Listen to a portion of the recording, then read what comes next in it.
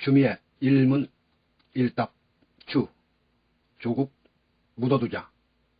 안중근 사형당했으니 일본에 협조하나.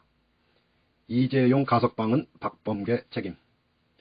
연합뉴스 윤지현 기자. 더불어민주당 대권주자인 추미애 전 법무부 장관은 15일 조국 전 법무부 장관의 부인인 정경심 동양대 교수의 2심 판결과 관련 이제 와서 조국을 묻어두자고 하면 뭐하러 정치하고 뭐하러 촛불광장에 나왔던 거냐고 말했다. 추 전 장관은 서울 여의도에서 진행한 연합뉴스와 인터뷰에서 이번 수사는 개혁 저항 세력의 의도와 셈법으로 이루어진 것으로 모두 개혁해야 할 과제라며 이같이 지적했다. 그러면서 안중근이 이토 히로부미를 저격하고 일본 재판관의 재판을 받아 테러리스트가 돼 사형 집행을 당했는데 그렇게 끝났으니 일본의 지배를 받아들이고 협조하자는 얘기나 똑같다고 강도 높게 비판했다. 이재용 삼성전자 부회장의 가석방과 관련해선 박범계 법무부 장관의 책임이 있다며 법무부가 기준을 미리 낮추는 등 사전 작업을 해놨다고 꼬집었다. 다음은 추 전 장관과의 일문일답. TV토론에서 당내 경선 후보들에게 검찰개혁을 정기국회에서 즉각 추진하자고 제안했다. 진심이라면 공약으로 삼을 게 아니라 당장 하자는 것이다. 지금 할 수 있는 걸 안 하고 내일 하겠다는 건 결국 안 하겠단 말 아니냐. 이재용 부회장 가석방 비판했다.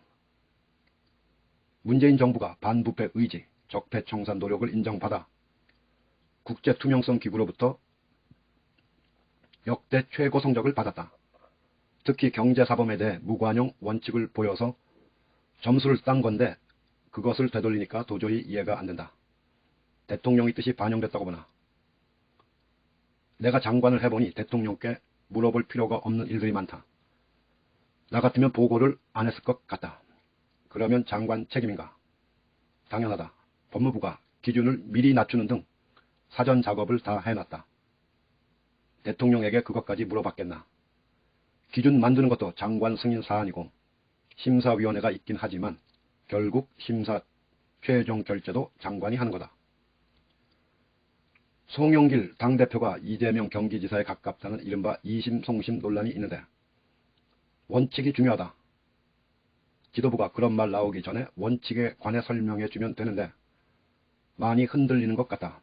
선관위원장도 원칙이 없다.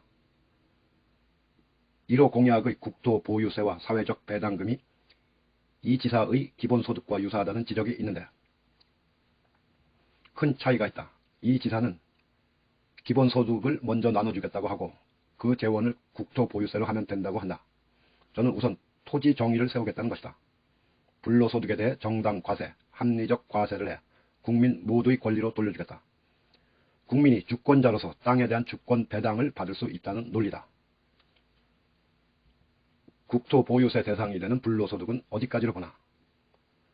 실거주용 1주택이나 사업상 필요한 사무용 부동산은 현행대로 유지하되 과다하게 많이 가진 경우 주택수가 아닌 가액 기준으로 과세하는 것이다. 정상 과세 수준으로 보유세 실효세율을 0.5% 정도까지 올리는 것을 제안했다. 과거 노무현 정부 때 국민의힘의 전신인 한나라당에서 제안했던 수치다. 현재는 OECD 평균이 0.6% 정도 된다. 그렇다면 사회적 배당금은 n분의 1로 나눠주나. n분의 1로 줄 수도 있지만 꼭 이 지사 방식처럼 주겠다는 건 아니다. 권리의 실질성을 선포하고 그 권리를 공공임대주택이나 청년 기술교육 등 다양한 방식으로 활용할 수 있다. 이 지사의 기본 시리즈 공약을 평가한다면 국가가 그런 기능도 할 수도 있고 사람들의 생각을 열어준 점은 긍정적이다. 하지만 딱 거기까지다. 기본소득이라면 소득 대체성이 있어야 한다. 장기적이고 고정적이어서 예측 가능성을 줄 때 기본소득이라고 명명할 수 있는 것이다. 기본주택은 마찬가지다. 생활 수준이 이 정도면 몇 평 정도의 기본주택을 공급받을 수 있겠구나. 예측하게 해주면 기본주택이다. 그러나 연간 100만 호의 임대주택 생각하면서 그걸 기본이라고 할 수는 없다. 그냥 공공임대주택이다. 이 지사의 공약을 두고 부부공이라고 하더라. 부실한 부동산 공약이라는 의미다. 실제 들여다보면 말도 안 된다. 다른 후보들의 부동산 대책도 평가하자면 이낙연 전 대표의 서울공항 이전 공약은 투기 세력에 먹잇감을 던져주는 셈이다. 경제를 눈꼽만큼이라도 이해하고 있는지 의문이 든다. 또 국가안보상 성남기지는 수도권 방어에 대단히 중요한 곳이다.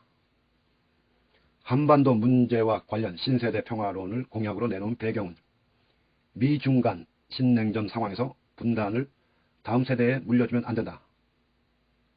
남북이 묶이면 한쪽에 안 끌려갈 수 있다.